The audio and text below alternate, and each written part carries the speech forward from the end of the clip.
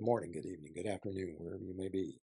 I'm CW. I'm in the dungeon at BTH&T, which is Books, Travels, History, and Tales. Yesterday I said part 2 wouldn't have that much religion in it. Sorry, forgot about this guy. I had to put him in. And he's an evangelist, radio, and he's from California. His name was Harold Camping. He published a book called 1994, about 500 pages. That was like, I think one of his first predictions was the 21st of May. Can't get away from this date, 1988. Surprise, nothing happened. He had about 140 to 150 radio markets. Asia, Africa, United States. People donated quite a bit of money. I'm reviewing an independent study of their finances. I think they had about $54 million in investments, while still having about $36 million in liabilities. So they were getting quite a bit of donations. All right, that being said, we'll move on. Came out and said September 6, 1994. D-Day, Judgment Day. Be ready for it. God's coming. And he's bringing his kid with him. September 6 came and went. Recalculated. He said all his predictions have been based on the time during Noah, 4990 BC, and a 7,000-year clock or calendar, and it was based on separating dates and years from the Old Testament and the New Testament. And this is how he was coming up with this magic form. Sorry, I shouldn't use words like that. With this formula of his prediction. Like I said, September 6th came and went. He said he recalculated. It's now September 29th. It came and went. Now it would be October 2nd, 1994. And surprise, it came and went. He continued his message, his preaching.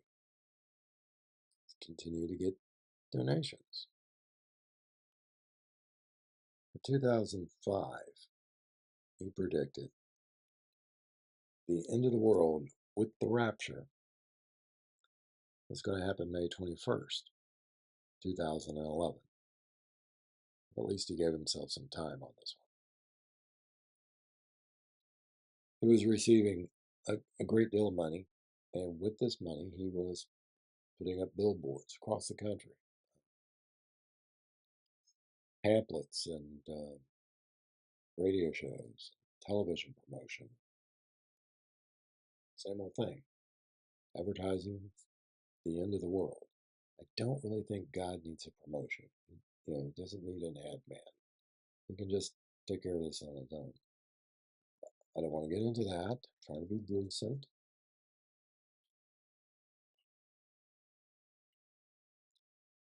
Well, they put up 5,000 billboards and spent at least $13 million, perhaps between $10 and $13 million. As the days of that prediction in May 2011 got closer, he noticed he was being asked to participate more in television forums, give interviews for both TV and magazines and newspapers. He didn't back away.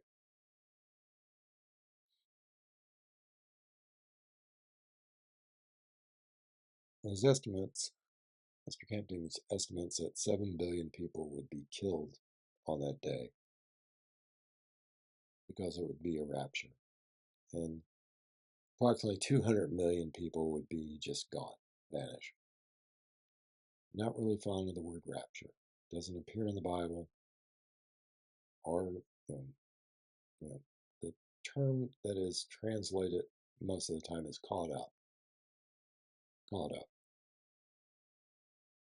So, whatever you like. People have used rapture even though it's not really biblical. But there is that basis for it, that when the Greeks were translating caught up is what they used.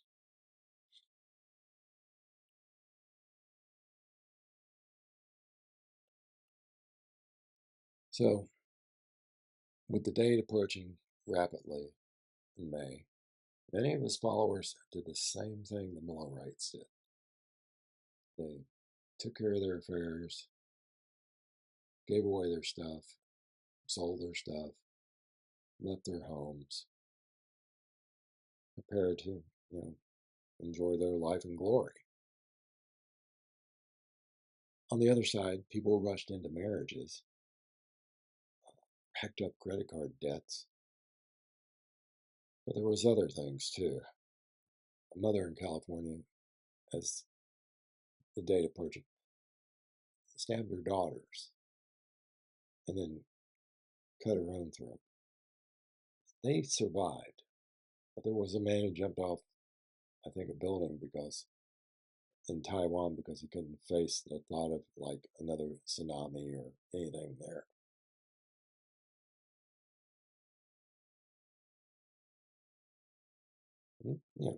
These are all based on the New York Times. But when May 21st happened and nothing else did, he just flipped the day over to the next day. His response was he was just flabbergasted, surprised. And then he came out and said that God had quietly done the rapture, and that in 5 months, October 21st, that will be the reckoning and the end of the world as we know it. Didn't happen. A lot of people called him a con man, a lunatic. He didn't really apologize. He just said his message had brought more people to God.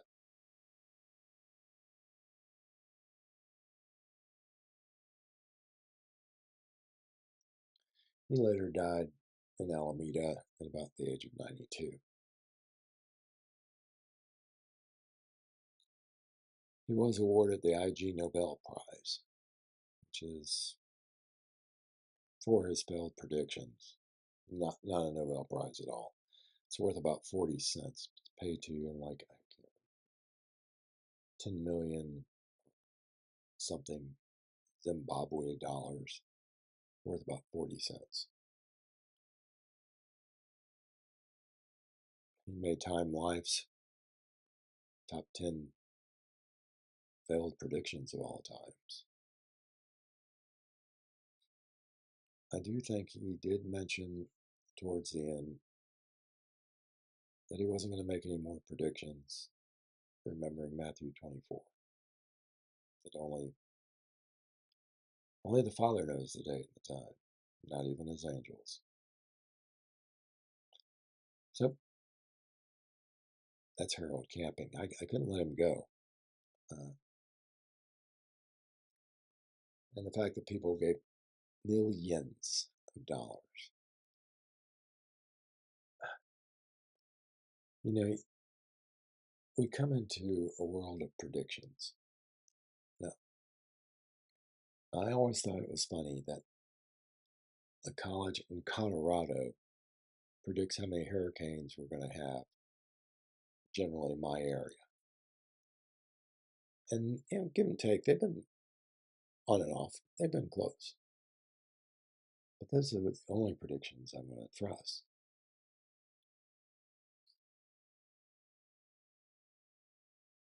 Just don't get it. I don't know how you can give money to someone for predicting the end of the earth or the time. What are you going to do with it? I mean, just besides advertisement. Like I told you, I really don't think JC then needs advertisement. He'll just show up. So that's it. Real big on comments. If you don't like it, that's fine, but you gotta tell me. And then you gotta tell me why. Is it my hair gel? Do I look like Gavin Newsom?